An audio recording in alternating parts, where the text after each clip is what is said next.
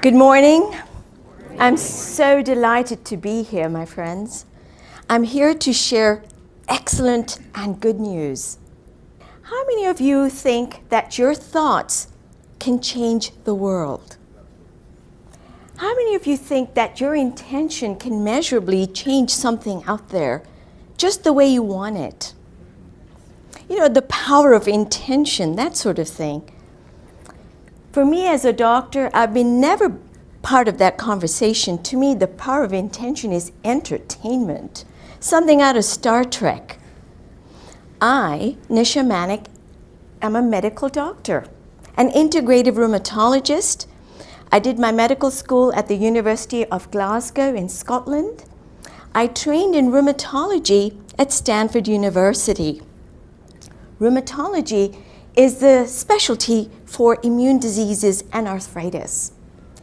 And my career, most of my career was at the Mayo Clinic in Minnesota.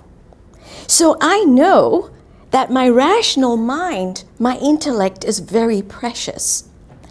But inside of me, there was this niggling little voice. There's much more to the human than this bag of bones and tissues and molecules. I sort of knew that. So one day I read a paper by a giant in the science of intention. And let me tell you this title. I have to read this to you. Expanding the thermodynamic perspective for materials in an SU2 electromagnetic EM gauge symmetry state. Part 1, a duplex space model and application to homeopathy.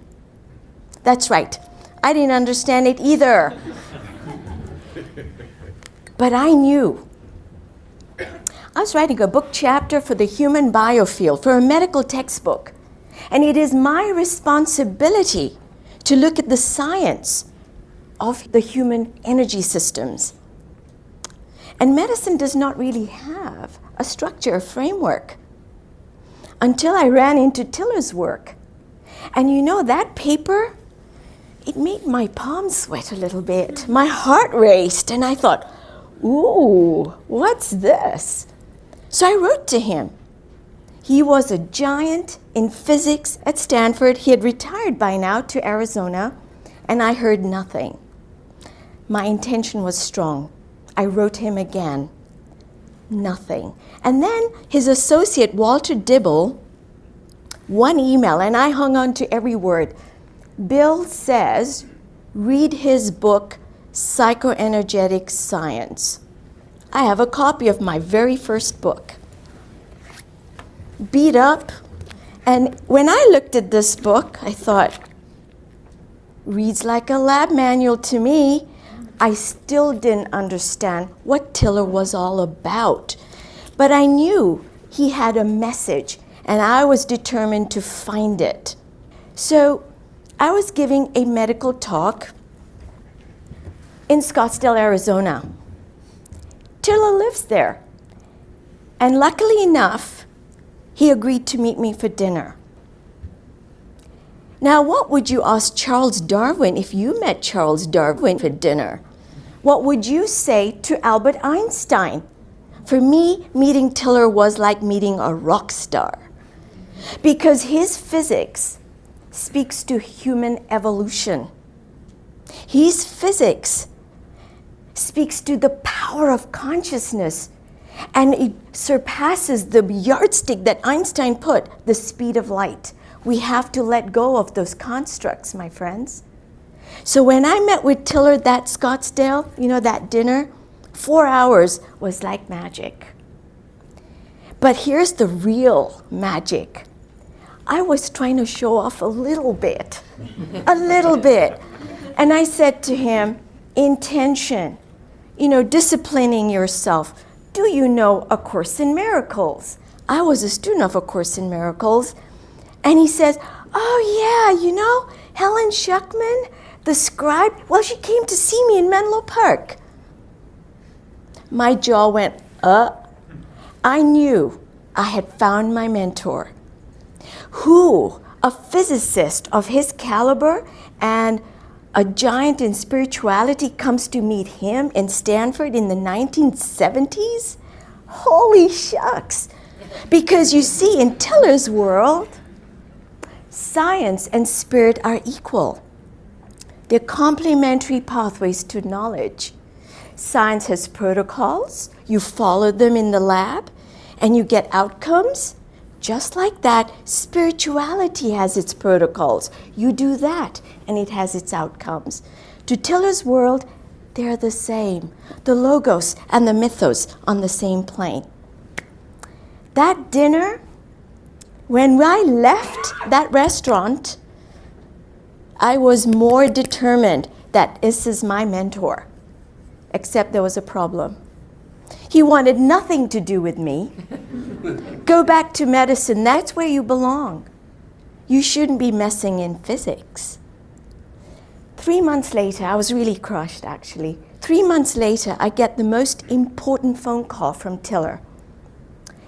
I've been thinking, Nisha, if you can communicate a little bit of my work for your colleagues, I think I can work with you because, you see, medicine is stuck in chemistry. But there was a condition, and he said, this is what you need to do if I'm going to work with you. And I was listening, yes. Every day you're going to do meditation, and only then will I work with you. Wow, I was in. Folks, let's pause for a moment. Medical school, application forms. Not one time have I been asked, do you meditate daily? One of the most important skill sets. In my application at Stanford, there was nothing about meditation, and I knew this is my mentor. In that phone call, he showed me where his priorities are. It's not just about data and physics and accolades and NIH grants. It is about who you are as a human being. I was missing that so much in medicine. So I went to my chairman the next morning at Mayo, and Eric looked at me and he says, I've lost you. I hate to lose you, but you're following your nose.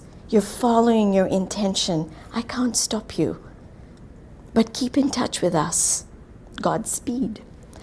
So in the dead of winter, I packed up my apartment in Rochester, Minnesota, got into my Jeep, and while an ice storm is chasing me down, I drive past the sleeping towns of Austin, Albert Lee, Iowa, and I was racing towards Arizona. My family thought I was gone off the rails. They thought I was off to Machu Picchu for all they cared.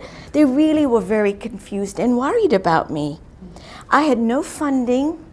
I didn't know what I was getting into. No curriculum. I left everything I knew behind. Prestige. I left it all because I was in the pursuit of truth. I needed to know what Tiller has, and he had a secret I wanted to find out. And so here I am in Scottsdale, empty apartment, airbed for my mattress, a collection of physics books, and I got to work. Every Thursday, 9 a.m. to 11 a.m., Tiller and me would meet. I got a couch, a rental couch, so you could sit down somewhere, you eminent physicist. 2 hours, we'd have our conversation. And I drew the curriculum, my questions. And I would hold a flip camera, I'd put it on the stack of physics books, and I recorded everything. Because anytime Tiller said something, it was wrapped with lots of concepts. And I had to unravel those and learn and make it my own and bring my voice to it. That was the mentor, the teacher, the guru I needed. Tiller did something very interesting in his target experiments, and in fact, his work is the inspiration behind Lynn McTaggart and many others. It's Tiller. Look behind. And Tiller did this. He said, how can you measure the effects of your intention in a physics lab? To him, your intention is just as real as a chemical reaction or a crystal growing in its solution, just as real. But in my worldview, consciousness is the brain. You do brain MRIs, but there's no brain MRI here. Just imagine what he was doing at Stanford University, and he showed it. He showed with target experiments. The first experiment, he asked himself, can my intention change the pH of water? How could you do that, and how would you measure it? This was the first target experiment. When I read those results, I said, no way, Jose, can you do this? Because water is medicine. Water is us. Water is essential for life. Because if he can do that with no chemical additions, then the game is up. Now, he also did intention experiments to change enzyme effects. Then he went a step further to change whole living systems. There was a piece of the puzzle. Because we all intend, how come our effects, my intentions like poopy effects, like, oh, I'm intending. And one piece of the puzzle was in the data. And so fantastic it was because it made total sense to me. It sort of started to line up. And that is the subject of my book, Bridging Science and Spirit, which was released yesterday.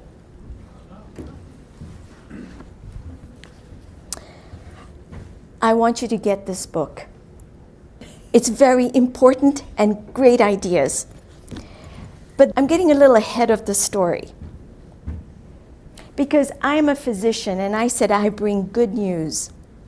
Tiller did something that was really like science fiction, except it isn't. And I share that data in my book.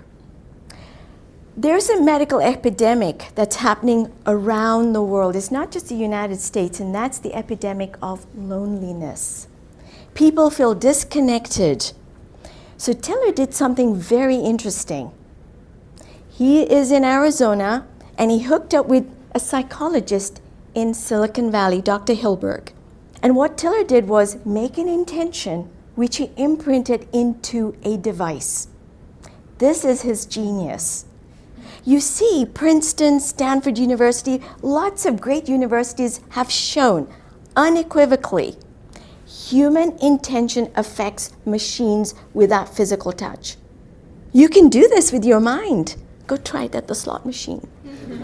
You can do these things with your mind and more. So Tiller said, okay, he took it a step further and imprinted his intention to help people with loneliness. And in this little experiment, he switched on the device in Arizona. People are in San Francisco, no connection to Tiller, and you can guess what happened. The p-values less than 0.0001. These kinds of results happen less than 1 in 10,000 chance, okay? It was so statistically significant. I was blown away. Imagine a healing information, no doctor visits, no waiting room, no side effects, no medications. I thought, oh my God, what could I do with fibromyalgia? What could I do with rheumatoid arthritis? How could we augment even our medicines with our intention, with Tiller helping? To me, it blew out everything I ever knew. But Tiller's science speaks to something even deeper. And that is the good news. Because Tiller's science speaks to one of my other teachers, and he said, Homo sapiens are evolving. We are evolving from Homo sapiens to Homo spiritus. We are spiritual beings. And if Tiller can, with his intention, change materials in his lab, can help people hundreds and thousands of miles away and not know them, what can we do? What can you do? What can you do? What can I do?